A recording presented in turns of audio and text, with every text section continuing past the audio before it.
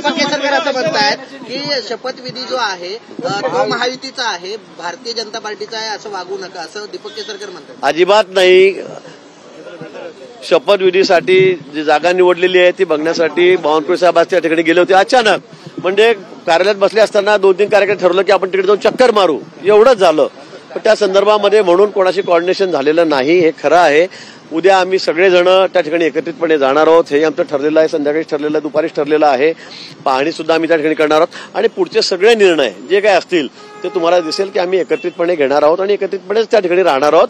5 तारखेचा निर्णय जो आहे, 5 तारखेचा शपथविधी जो आहे, हा अतिशय दिमागदार असा कार्यक्रम या ठिकाणी होईल. आम्ही सगळं सोबत राहू. फडणवीस यांच्याशी काही बोलणं झालं का असं तुम्ही म्हणताय, परंतु उशीर का असा आरोप विरोधक लावतायत. कुठला उशीर? 5 तारीख ठरलेली आहे. 5 तारीख ठरलेली आहे.